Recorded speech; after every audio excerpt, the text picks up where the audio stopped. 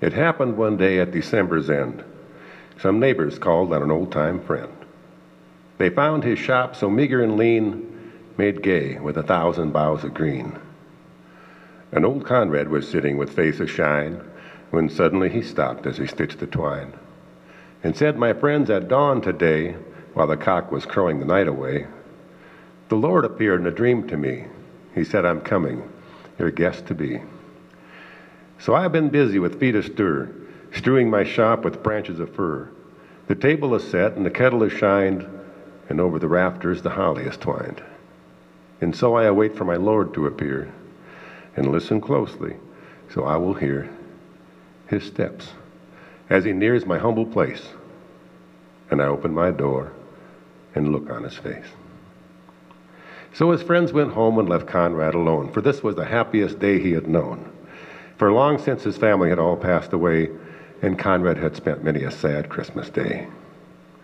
But he knew with the Lord as his Christmas guest that this Christmas would be the dearest and best. And so he listened with only joy in his heart. And with each sound he would rise with a start and look for the Lord to be at his door, like the vision he had had a few hours before. So he ran to the window after hearing a sound, but all he could see on the snow-covered ground was a shabby beggar, whose shoes were torn, and all of his clothes were ragged and worn. But Conrad was touched as he opened his door, and he said, "Your feet must be frozen and sore. I have some shoes in my shop for you, and I have a coat to keep you warmer, too." And so with grateful heart the man went away.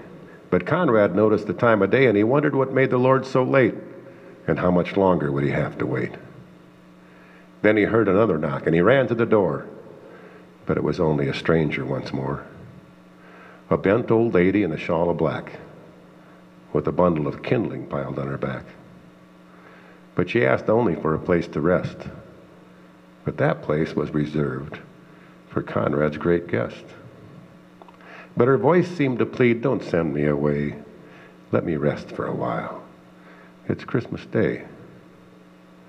So Conrad brewed her a steaming cup and told her to sit at the table and sup.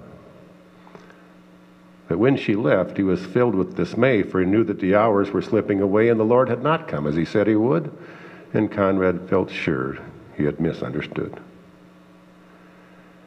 Then from the stillness he heard a cry, "Please help me and tell me, where am I?" Again Conrad opened his friendly door, but stood disappointed as twice before. For it was only a child who had lost her way and was gone from her family on Christmas Day. Conrad's heart was heavy and sad, but he knew he could make this little girl glad, so he called her in and he wiped her tears, and he quieted all her childish fears. Then he led her back to her home once more. But when he entered his own darkened door, he knew that the Lord was not coming today, for the hours of Christmas had all passed away. So he went to his room, and he knelt down to pray, and he said, "My Lord, why did you delay? What kept you from coming to call on me? I wanted so much your face to see." Then from the silence, a voice he heard, "Lift up your head. I have kept my word. 3 times my shadow crossed your floor. 3 times I came to your lowly door. I was the beggar with bruised cold feet, and I was the woman you gave something to eat. I was the child on the homeless street. 3 times I knocked, and 3 times I came in. And each time I found the warmth of a friend.